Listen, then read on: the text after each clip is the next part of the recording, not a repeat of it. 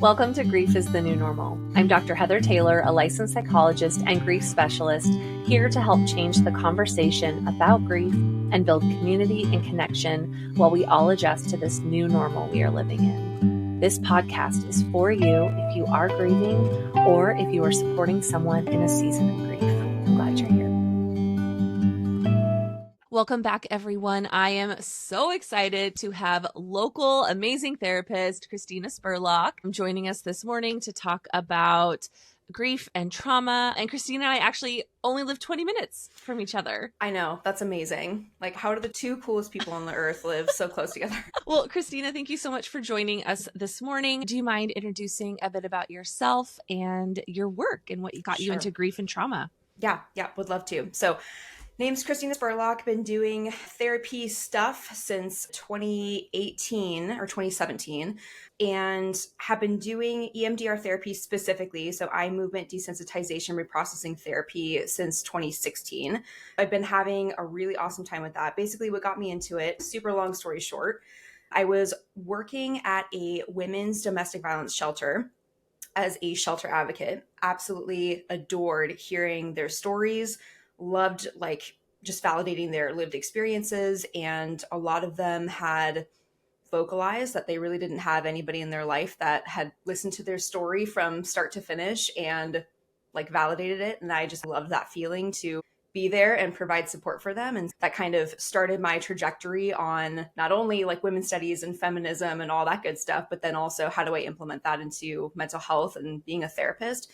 So that was an amazing experience I had in college, and then just went back for my master's degree, which we went to the same school, which is so cool too. I love that.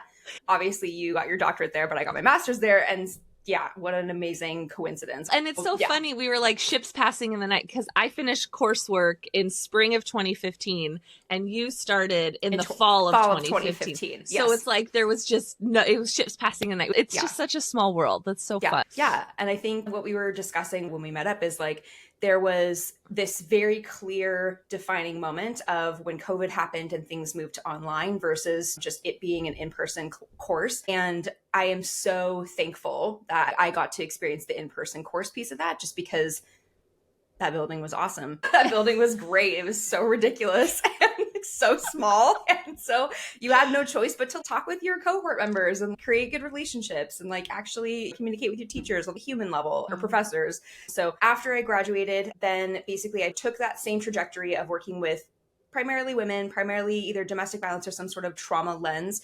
Got an internship at Providence Intervention Center, worked with sexual assault survivors who'd also potentially experienced some DV. So that's where that played in.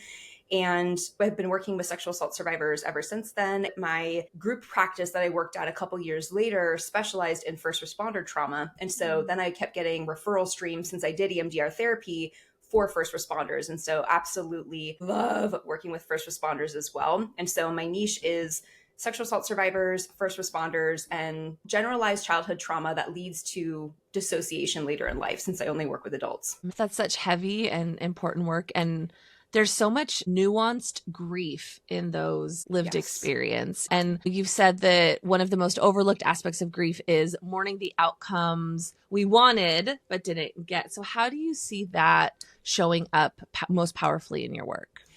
Yeah, working with sexual assault survivors, one of the things that they are consistently grieving is the version of them before the assault versus the version of them after the assault. Feelings of loss, if they've lost either part of their personality or their identity or their feelings of safety or things like that. Also grieving the outcome that they wish they had in court if they decide to report versus the outcome that they get, or grieving how long it takes for the court process to actually come to fruition or come to a decision so that they don't have to carry this heavy burden every freaking day of their lives. Yeah. So it's really heavy work. And also I think grieving their lived experience helps them achieve a feeling of power and control that they might have lost prior to their assault. Yeah, I think that's such an important point. With grief in general, more often than not, it's a loss that we didn't choose, and we're having to react, respond, adapt, adjust to this external factor that is having such a significant impact on who we are in this moment. And like you said, it's that daily rethinking, reviewing, reframing for yourself grieving the control you thought you had and realizing, oh, I'm in this different space now. What does that mean for me? How do I reconcile that? How do I figure out who I am now and grieve that former version of myself that like I maybe really liked that person, and now I'm having to figure out who I am now in this different space, and that's really hard. Absolutely. And a lot of the folks that I work with, they have had prior experiences where fawning was their trauma response. And not saying that fawning equates to higher chances of sexual assault, but if fawning is your typical trauma response, unfortunately, that's typically what happens when you're faced with trauma, including sexual assault. And so a lot of things that they find is that once they've experienced a trauma, and of course, I'm talking specifically about experiencing like a sexual assault later in life, not talking about continuous sexual assaults that they might have experienced when they were younger, but that clear definition of pre and post sexual assault trauma, they oftentimes will talk about, I used to be able to be there for people. I used to be able to hang out with people. I used to actually, quote unquote, provide something for other people. Now I don't have that capacity because I'm processing this very heavy trauma and grieving that. And it's really interesting because we actually have to unpack that prior version of them to say, was that the healthiest version of you though? When if you were consistently giving everything that you had to other people to keep them in your lives, I don't know if that was quite serving you. It might have seemed on the surface like it was serving you because people loved you and they loved spending time with you and you felt like you were pouring into them. And also, what were you doing to pour into yourself? And so oftentimes it really is like talking about that prior version of themselves and saying, yes, we can absolutely say that you loved this version of yourself or that you were proud to be this version of yourself. And also, how can we take this trauma, not silver lining it, but how can we take this trauma and figure out what was working for you, what was refilling your cup, and what absolutely was not? Yeah, it's almost like it gives you permission to take stock of, so these were patterns I had in relationships and I can't sustain them in this grieving space because I don't have the capacity, internal resources, or even maybe the desire to in the same way that I did pre-loss. And so was that serving me? Is that how I want to exist moving forward? And for listeners who don't know, can you explain a bit about fight, flight, freeze, fawning? Because you mentioned fawning. Would you mind expanding a bit on that? Yes, would love to. So thanks. The common trauma responses that we automatically have when we're faced with danger or some sort of decision that might be life-threatening, perceived life-threatening, doesn't even have to actually be objectively life-threatening, is fight, flight, freeze, fawn, or flop. Those are the 5 trauma responses. And the reason why they're listed in that order is that the further that you go down the list, the more dissociative you have to actually be to access that trauma response. And so this is an automatic response that our brain does in a millisecond, takes in all the available information through all of our 5 senses, and also information about pre-existing relationships with whatever's happening, and saying, okay, so this is the quickest response that we can get that's going to get us to the fastest solution of keeping us alive. So fight typically means that you are either fighting verbally, physically, emotionally, you're fighting something as hard and as fast as you can in order to beat down or beat away the thing that is threatening you.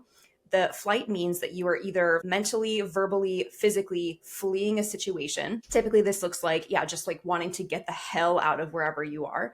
Freeze is not having a single thought, not having a single feeling, literally physically, verbally just froze in a physical state where you just can't move, you can't do anything. Fawning is people pleasing, but to a point where it is extremely toxic to your survival, even though your brain is saying, we need to do this, we need to go along with the situation in order to best appease whoever's threatening us or whatever's threatening us. That is the one that actually you have to be the most dissociative to be in, because you're not really factoring in your well-being. You're just factoring in, how do I need to do whatever I need to do to appease the situation to survive? And then flop is the new one, but it's basically where you just completely collapse, essentially. You don't really have access to your thoughts. You don't really have access to your body. You just collapse. This can look like fainting. This can look like going to bed, like sleeping. It's an interesting one, and there's still a bunch of research being done about it. But no matter where you go along that line, like, again, fight, flight, freeze, fawn, or flop, you're losing more and more of a connection to yourself as you go down that line. I hadn't heard flop. That's a new one. I've definitely experienced and worked with folks who've experienced flop, but we have typically just named that either like flight or freeze, meaning it's just, your brain just wanted to escape. And so you just didn't shut have access. Down. Totally, you just shut down. Yeah. The distinction here is flop is the physical collapse as well as a mental and emotional one. So you don't have access to anything. That makes sense. Yeah. You mentioned that you work a lot with sexual assault survivors, and I'm assuming that means you're also helping them with navigating the court system. And we know reporting and trials and all of that rarely does it go all the way through. So there can be that sense of lack of justice and not feeling like it was fair and just grieving what could have happened. Can you speak a little bit about the types of grief that come up when the legal process doesn't bring the closure or validation that survivors hoped for? Yeah, one of the major things that I think a lot of people have fear around disclosing their sexual assault to anybody is that once they disclose it, they need to report. One of the things that I really want to make clear is that unless you are actively a child disclosing sexual assault, so under the age of 18, and you're saying, hey, someone is currently sexually assaulting me or someone in the past sexually assaulted me, that is when mandated reporting comes in. That's when it needs to be reported because someone is like actively doing things to kids. And when we're talking about you being an adult and you disclosing, hey, when I was under the age of 18, I experienced a sexual assault, a lot of people think that triggers a mandated report. And I just want to go on record to say that it absolutely doesn't. You don't have to do anything with that information. If you disclose that you were sexually assaulted as a kid and you are currently an adult, it is totally within your power to decide what you want to do to that. And then obviously figure out the statute of limitations. Is there a legal reason why you wouldn't be able to report based on how many years it's been since the assault occurred? And so once we figure out how folks feel about reporting, we really have to go into talking immediately about this grief so if you do report, and I'm an advocate for reporting, and also I would never pressure anybody to report. If you do decide to report, you are going to have to give up quite a bit of time, quite a bit of mental energy. This might feel like it's going to dominate your life for the next year to 5 years. This is quite a time commitment. It is something that you might feel like you can't put down. Like it might just feel like a bag full of rocks that you're carrying around with you every single day. And at the end, there is no guarantee that the outcome will be what you believe it should be. And so that is something that we have to talk about right away, because I feel that if we set the expectation up to, if you report, that mother effer is going to jail, that's not going to be a very good experience if and when that doesn't actually come to fruition. Right. And so we already have to just be talking about, what does this sacrifice mean to you? You've already sacrificed a lot by experiencing the sexual assault. And now what more are you going to have to sacrifice if you choose to report? And there is really this in-depth conversation about what reporting looks like, what it can take from you, but also what it can give from you. And I think the most important piece here is really separating out the result of what the case is going to be versus, can I heal from this? Those two things have to be separate, because if your healing relies on the outcome of the case, your healing is going to stall for 1 to 5 years. You're not going to be able to move on for 1 to 5 years. You're going to put all of your power, which is already taken by this person, back to this person, because you're going to be wanting them to get taken to jail or take their rights away or whatever the hell that looks like. And that might not happen. And so a lot of this has to do with just really understanding that there has to be a separation here. Your healing cannot rely on the outcome of the case. And grieving, what that looks like. What does that look like for you to have gone through all of this, to dedicate even more of your mental energy and emotional energy and physical energy to do this, and to potentially risk that not coming out to be the outcome that you believe it should be? I think that's such an important distinction, the not tying those two things together, because you're right, like that can absolutely stall out your healing. And then depending on the outcome in the long run, okay, if it's not what I needed it to be, wanted it to be, hoped it would be, where does that leave me? And then how do I reconcile? And then that's going to take even more time to heal and move through the traumas. I think that's such an important distinction. That's great that you talk about that up front with your clients. Yeah, because we talk about the cycle of nothing ever happening. And I wish that I could say that's like a super black and white statement, but unfortunately it is not a black and white statement. The things that, and I don't mean to say that survivors, it's not worth your time to report, because it absolutely is. The more survivors that report, the greater chances that something at a higher level, like a structural like punishment, will happen, because everybody will see, oh, the frequency of sexual assaults is actually a lot higher than we thought. Oh, this is a huge prevalent issue. Oh, we should come up with a standard process for what's going to happen. And yet what happens is this horrible cycle of there's underreporting, because survivors see that there's never any justice that really comes to fruition. And then all of the perpetrators are like, oh, hey, so we don't really get in trouble for this shit. This is great. and then the cycle repeats itself. It's a horrible cycle. And so the good thing about reporting is that you will be contributing to systematic change, whether you feel like it or not. So that's amazing. And also, is it worth your time? And do you have the capacity to do that right now? Yeah.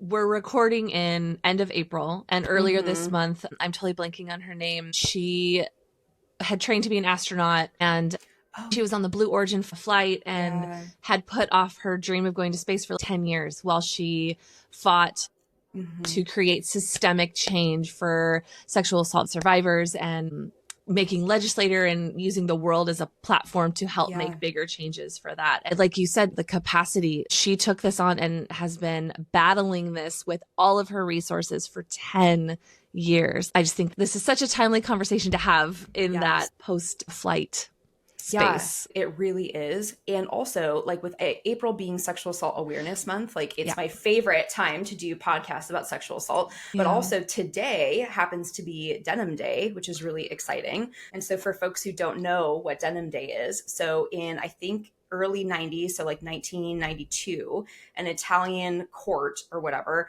was reviewing a case of a 14-year-old girl who got sexually assaulted by her 40-something-year-old driving instructor. And at first, the ruling was, yes, clearly this is rape. Like the guy is going to go away for a long time. This is ridiculous. And then the guy appealed, the perpetrator appealed and said, but how on earth could this have been non-consensual? Her jeans were so tight. She must have helped me get the jeans off in order for me to have sex with her.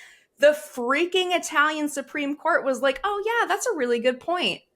And was like, yeah, okay, we'll appeal this. And so everybody was like, are you fucking serious? And so like many people in Italy wore their jeans and picketed outside of the courthouse and were like, fuck you. Are you serious? This is ridiculous. Wearing something and the difficulty of getting it on and off has absolutely nothing to do with consent. I'm sorry. That has nothing to do with consent. Who knows if this guy had scissors? Like, who knows? Oh my gosh. It was ridiculous. This is now a worldwide thing where it's on the last Wednesday in April in honor of Sexual Assault Awareness Month. Folks wear jeans to stand in solidarity with really, I don't think that equals consent.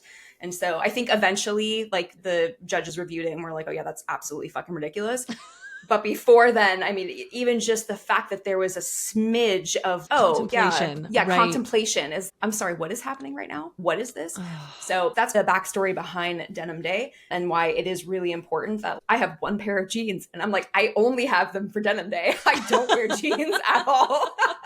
And they're jeggings. Like, they're not even real jeans. I'm like, I'm going to save them because it's Denim Day. I'm going to wear them. Amazing. Sacrifice my comfort for one day a year. That's the least I can do. Jeggings are like the most comfortable version of jeans. I know. That's hilarious. Yeah. But anyway, that whole thing was just absolutely ridiculous, but it shed the perfect light on how ridiculous some folks at a legal level view consent. Yeah. What is consent? Yeah, it started a really great conversation. And it's so sad that happened in the 90s. 1992. That's happening right now. It's happening right now. Yep. Something I saw on Instagram this past week, one of the senators in a southern state was wanting to repeal consent language from sex education classes in high school because we don't really need to talk about that. This isn't yeah, we do. I talk about it with my 4-year-old and 8-year-old. Like even just starting with, if you would want me to stop tickling you because we're being playful, it's okay. Then if you say stop, that means I stop. And we respect people's no's and using that language early. It's so important. And if we're going to create actual systemic change, we have to start having conversations early and using appropriate points of reference. And yes, so no, it's Gay for Denim Day. And also it's still an issue today. Absolutely. Yeah. And I completely, my mind was like, let's just separate that from existence because that can't really be happening right now. Right. Yeah. Just the conversation of what consent is extremely important.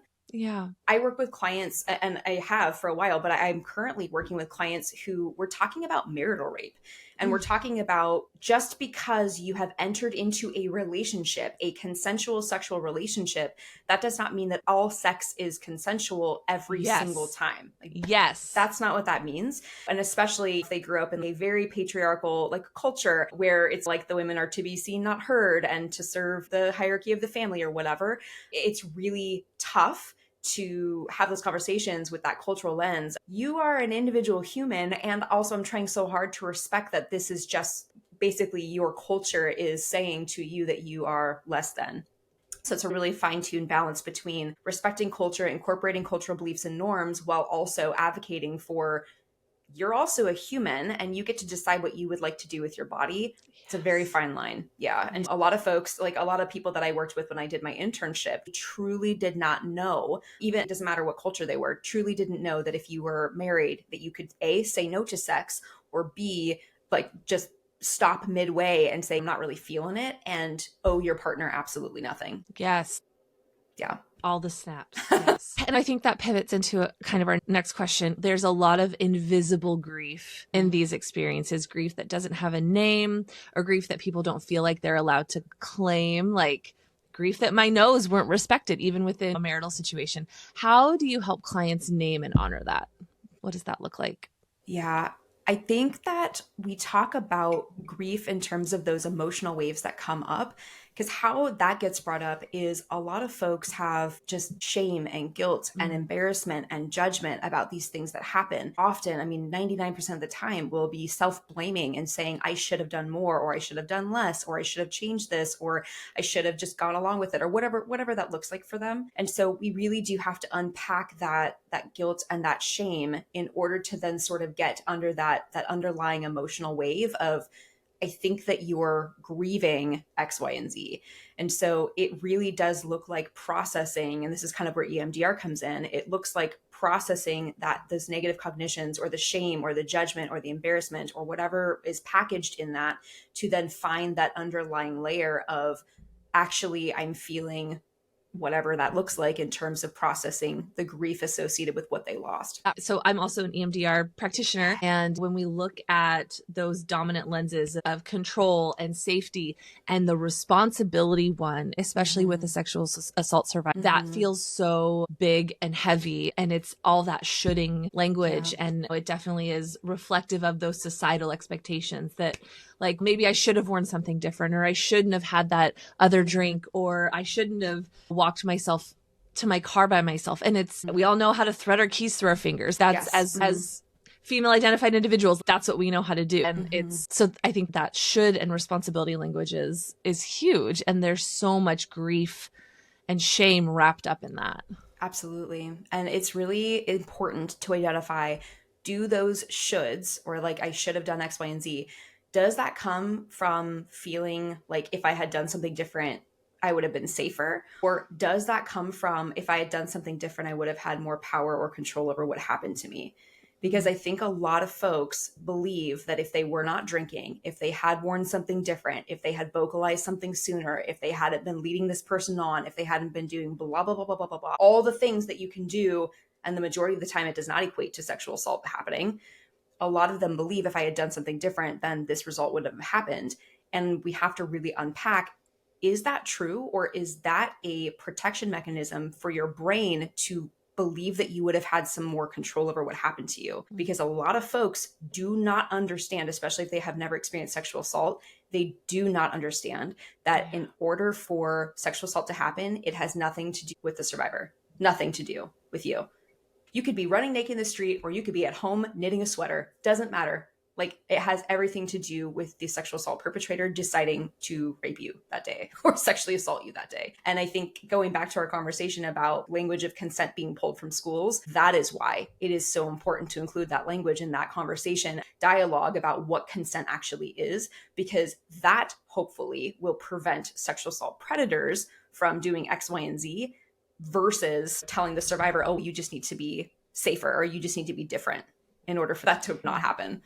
Totally. It's that whole women shaming language, right? Like, Totally. Instead of reporting statistics on how many perpetrators of sexual assault there are, they say how many women are victims of sexual assault. So they're shifting the narrative and the focus in this very patriarchal society that we live in. Totally. Where it's the woman's responsibility. She should have known better. And there's so much grief there as we try to unpack those systemic infrastructures and the scaffolding that we were raised with more often than not. Yeah. And so how do we help clients grieve that and normalize that it's okay to think and exist in a different way than those structures have allowed historically. Absolutely. Yeah. And it's so wild too, because even though like women are like the primary target for sexual assault, there was a time when I was doing my internship and then eventually I worked at Providence. There was a time when my caseload was mostly men. And that's the patriarchal society is even harder on men, which is so wild because it was built around their needs, but only if their needs are very specific. And so it's really interesting to unpack that dynamic because men are shamed even more because they're supposed to be the dominant culture in the society. So they should have had more control, which is absolutely just wild to me. Yeah. I feel like this leads into the next question. So much anger interwoven with grief and trauma work. How do you help clients hold space for the both and, especially when they feel like they're supposed to move on? So the anger piece is so important to honor. Like that anger is so incredibly valid and that anger serves a purpose. We have to distinguish the function is the current function of this anger right now helping you or hurting you. And what is this anger asking you to do with this information or this lived experience?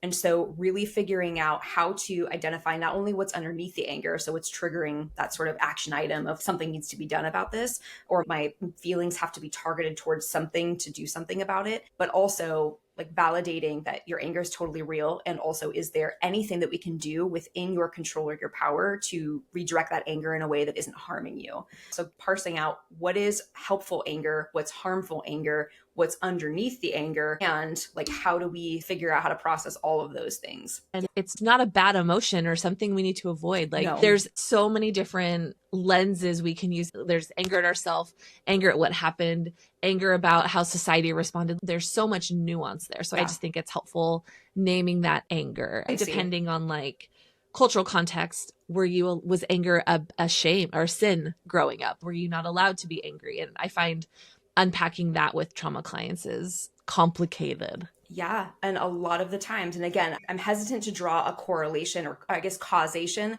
It's definitely not causation, but a high correlation is that if folks grew up in a household where, their emotions weren't honored or their emotions were like, you're not actually experiencing that, totally gaslit. If their anger was never honored, or the opposite, if their anger was the only emotion that was listened to or the only one that was actually honored, the way that they process future things then is dictated by that. And so oftentimes like the correlation that I draw is for folks who grew up in households where they either were invisible or their emotions were totally invalidated or their emotions were only validated if they agreed or served the purpose of either the parent or the caregiver or whoever was taking care of them, then they do experience more fawning responses because they've been taught like, oh, I have to appease this person in order to get my needs met. And sometimes that can lead to more situations where folks find themselves having relationships with people who are maybe more dangerous or more toxic just because that emulates the relationship that they have with their parent. And again, not saying that there's a causation between childhood trauma and you're definitely going to get sexually assaulted. That's not it. But there is definitely a high correlation between not being able to vocalize your needs and then being caught in a sexual assault situation where like you feel like you can't do anything about it and just how you're processing that. And so it's absolutely one of the most challenging things to figure out. Again, like how does your lived experience tie into how you're dealing with it now? But also, is there any resiliency from your lived experience that we can pull on to help you cope with this and especially deal with that anger? Because again, if we're going through a scenario and it's your anger was the only emotion that was validated or listened to, like you had to suppress all of your emotions until you blew up and then people listened to you, then chances are you're going to be really fucking angry about this. For very good reason, because that's the only way that people listened to you or validated you. And so your anger is saying, this is the way that I can get my need met right now. My need is that I need this mother effer to rot in jail or like whatever it is. And so it's just, or I need to have justice for what happened to me. And so it really is important to figure out those pieces of, what's triggering the anger is secondary. It's how is this anger serving you right now? Okay. So then with EMDR, because I want to talk a little bit about your EMDR work. Yeah. Can you share how EMDR supports the grief process, especially for survivors of trauma who are carrying those really complex layered losses?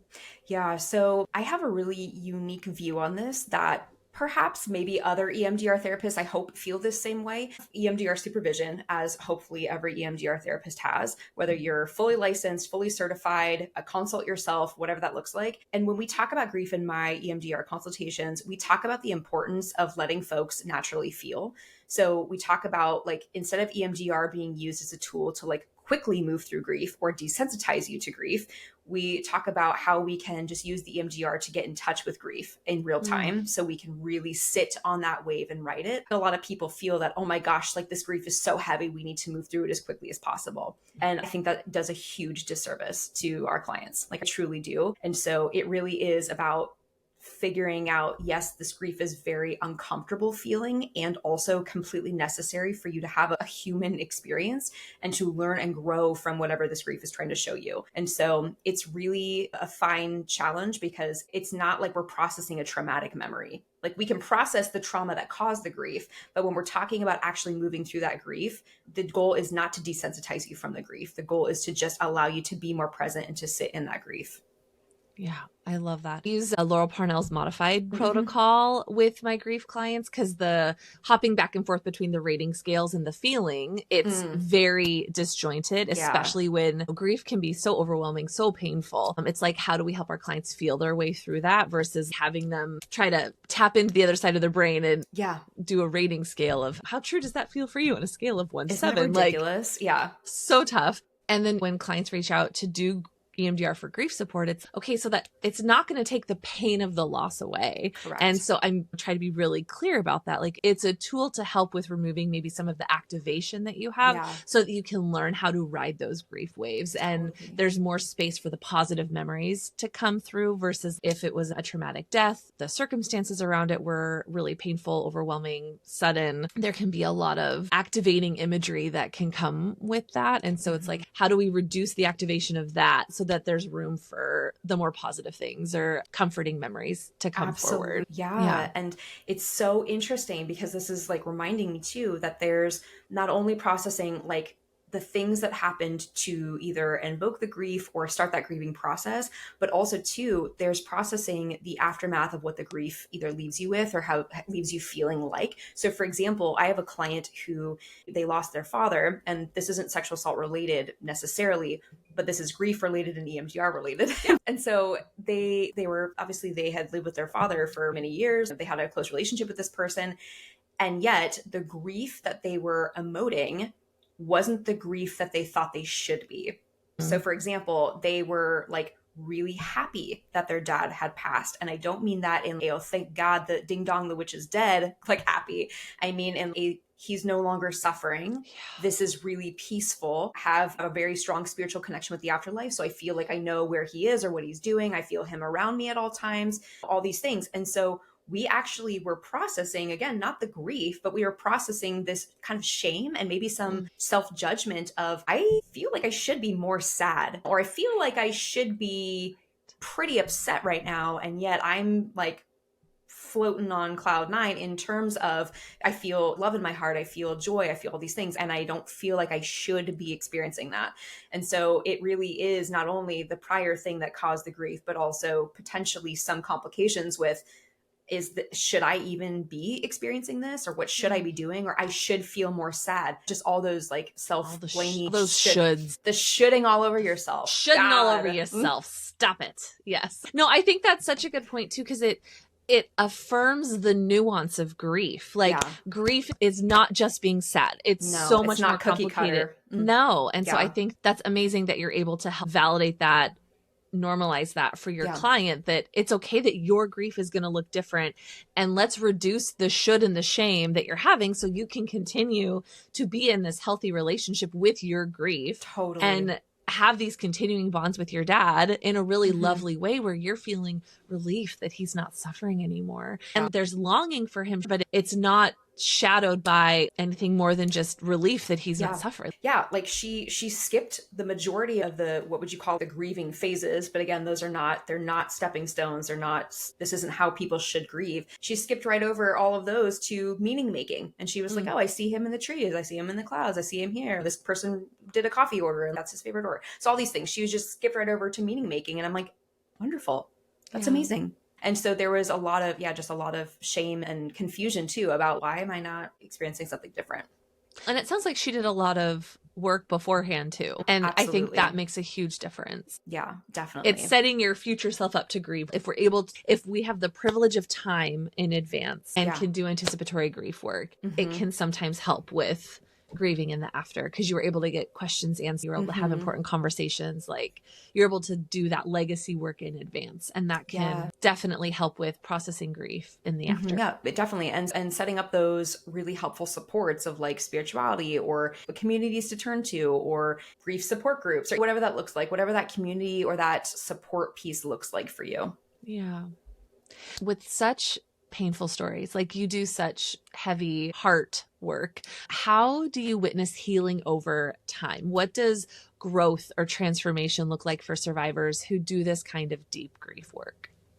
A lot of the negative cognitions that they come in with of it's my fault, I should have done something different, the world isn't safe, my body isn't mine, those things are transformed into something much more positive in terms of I did the best that I could. I am so proud of myself for surviving that situation. I trust that my body is doing the right thing, even though it might not feel like it in the moment. I am able to access all of my emotions and not feel super overwhelmed. I am now able to see that the world isn't unsafe. It was that one person that was unsafe. So it's really amazing. And again, I think EMDR has a lot to do with that, because the R in that is reprocessing, and that's specifically reprocessing cognitions or thoughts or feelings associated with events. And so it's pretty amazing to witness folks coming in saying, this experience has literally wrecked my entire world. I am not the same person. I will never be the same person. I am a shell of a human.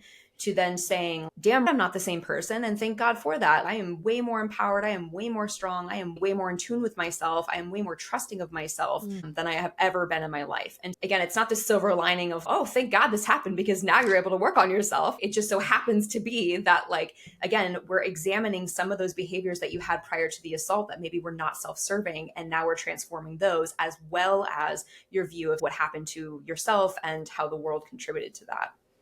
Absolutely. You and I both know grief isn't just about death. What would you want other clinicians or listeners to understand about this form of grief that so often goes unnamed? I think it's really important for therapists to understand that, again, grief is not cookie cutter. It doesn't look a specific way. If you think that your client should be grieving in a certain way, you need to do some deeper work. So I think it's really important for therapists to really understand that their client might be presenting with something that doesn't initially look like grief, but to have an open mind that this might just be what grief looks like for them. And I think really understanding that grieving anything is like entirely possible. Like, we grieve things all the time that we don't even recognize. Like, we grieve missed opportunities. We grieve relationships that we wish we had. We grieved situations that we wish would have gone a different way that would have been either way better or way worse. And so there's a lot of grieving that happens, and it is not just related to a death. Like, that is not the only type of grief. And if you think that is, you need to do some trainings. Do some deeper work. Yeah. I mean, it's interesting, right? Like, I think as clinicians, so many are so quick to, that was trauma. That was trauma. That was trauma. Yeah. And it's, yes, some things are trauma and traumatic. And before we get there, can we explore the grief reaction? Because the grief is going to come as a lens that's going to encapsulate more of the nuance there versus that's trauma. So let's just go with that approach. Let's explore all the facets of emotion there before we just throw a trauma label on it. What if it's grief? Yeah. And I think another thing too that just popped up when you were saying that for me is like the grief of, I'm speaking for myself, I guess, but the collective grief of, oh, so Trump's president again. Like the collective grief of, oh my gosh, we now have to experience something that we absolutely don't have control over again. And specifically for my sexual assault clients, something that we have talked about and we will continue to talk about is how a sexual assault perpetrator is now leaving our country. So that does not bode well for the legal system or the justice system or getting justice or feeling like, oh yeah, the system has totally served me well. So that is something that we absolutely are talking about, is just what it is like to grieve the fact that the outcome of the election is not something that we wanted. It's not something that we have control over. Yeah. And how now can we honor our emotions and everything that comes with that while this is occurring? Absolutely. I think a lot of people really forget that's an extra layer of grief on top of everything that we're going through. Never mind the grief of freaking COVID and every opportunity that took away from us. And we're still recovering from that. So there's just a lot going on for everybody. And I would say that, so again, that was my message to therapists, is that grief is not a one size fits all thing. And it's not just about death, but also for clients. If you feel like you are not doing enough, or if you feel like, why is life so hard right now?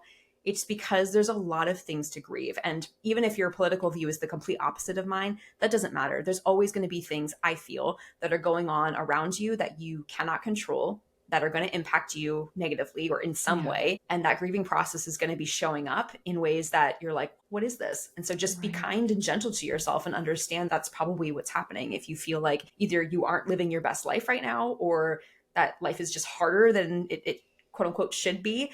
Yeah, it's just tough right now. Yeah. I think inviting that curiosity is so important. Is this how my grief is showing up right now? And so having, again, better language, normalizing talking about grief and death and non-death losses, and that it's going to show up in different ways for different people in different stages of life and all of that. And then to tag on to the overarching political situation. Like I remember in private practice in 2016 when he got elected the first time, I was working with a lot of women with sexual assault trauma, and just that extra grief and activation that came from having him in this position of power, representative of leadership, and his treatment of women. And it just, so much activation, so much grief, so much pain, so much fear. Okay, what precedent is this setting? And then now seeing the ripples of that 8+ years later. And it has shifted so much of our landscape and our sense of safety in our country. I think that's such a huge, it's almost like background noise, right? It's the radio, the static just turned up so loud, and it just influences how we exist in our day to day. And there's grief there that we have to live with that background noise on so loud. Absolutely. And then using EMDR to help turn the volume down. Yes, exactly. So you can really tune into what is your actual experience right now, and what do you need to, or what would be beneficial to tune into that would really help you get in touch with what's happening internally for you. Yes. Yeah. As we wrap up today's episode, what would probably be one or two of your biggest takeaways that you want people to go away from this conversation with? I think the number one takeaway is that this is going to be the survivor-centered statistics, that sexual assault reportedly happens to 1 in 4 women. In my experience, it happens to far many more. So about 1 in 3, or even 1 in 2. It's quite prevalent. For men, the statistics, because there's so much shame that men do not feel comfortable coming forward and actually reporting it, the statistics show it's about 1 in 6 men. I highly believe that is also 1 in 3. So there is a lot of sexual assault going around. And this is not like a new issue. It's not like autism, whatever. It's not just this thing that's like now a thing. It's no, we are now shedding light on what is actually happening. And it's not happening more frequently. It's just we are noticing it more frequently because more people are talking about it, or there's more services and resources set up to actually get help for it. Like, it is something that happens. It is something that survivors are not responsible for in terms of controlling the situation. And it is so important that after the sexual assault happens, that you seek help immediately in terms of getting a therapist or a support group or talking to somebody, because one of the most complicated things that happens after you're assaulted, what determines how much the trauma is going to impact you is, do I have a safe support group that I can talk to about this? Is there anybody in my life who I can feel will provide a non-judgmental space around this? You might not feel like talking to anybody. You might feel like isolating. You might feel like just all the horrible feelings in the world. And also, I cannot stress how important it is to find a therapist who specializes in sexual assault trauma and reach out to them immediately to start talking through this. Because the longer that you wait, the more complicated that grief is going to be, the more complicated the trauma is going to be to unpack, the more it's going to influence your life subconsciously to make decisions that probably will not benefit you, because you won't be connected to your body and you won't be factoring yourself in. So there's just a lot of things that can happen because of trauma. There's a lot of things that can happen. It's just so important, just like grief, to process it as it comes up. That would be like the number one takeaway that I would say. And also, I think, again, when talking about EMDR therapy and grief, it's important to know that EMDR and grief the purpose is not to move you so quickly through your grief that you do not feel it anymore. The purpose is for, Heather was saying, is to reduce that activation, to reduce that background noise, to reduce all the other things that are contributing to maybe feelings of like complications or shame or shoulding or whatever, to then help you focus on processing that grief and that grief alone and how it impacts you. And so if your expectation seeking EMDR therapy for grief is good, I'm not going to have to feel this anymore, you'll be sadly disappointed to find out that it's the exact opposite of what's going to happen. What? You can't just wave a magic wand? Wave your little wand stick and I don't have to feel the pain of this anymore? What? No. Because if you aren't feeling, you're not going to feel happiness or good feelings either. You cannot pick or choose. Darn, I thought it was a feelings buffet. Just take a little of this, little that on my little cafeteria tray. That's not how it works. Take all the joy, leave depression, leave anxiety. Kristina, this has been such a fabulous conversation, and I so appreciate your language and experience and how well you can talk about the nuance in sexual assault trauma and the ripples that can have moving forward. Thank you for taking the time to have this conversation today. I feel so grateful, and I'm sure our listeners do too.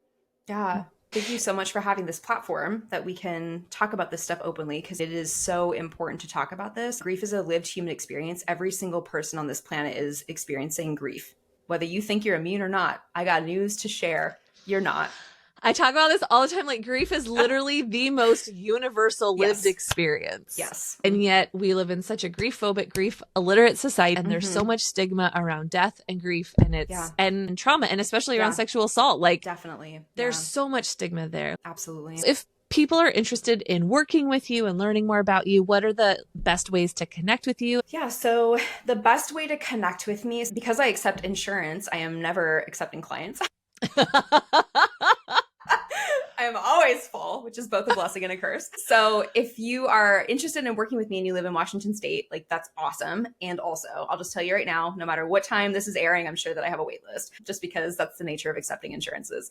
And you're more than welcome to find me on my website, which is healthinsightcounseling.com. But the more fun way to get in touch with me is on my Instagram account, where I don't market myself. I don't say this is all the crap you can learn from therapy. It's mostly just me humoring the humanness of therapists in a hopefully funny, wonderful light.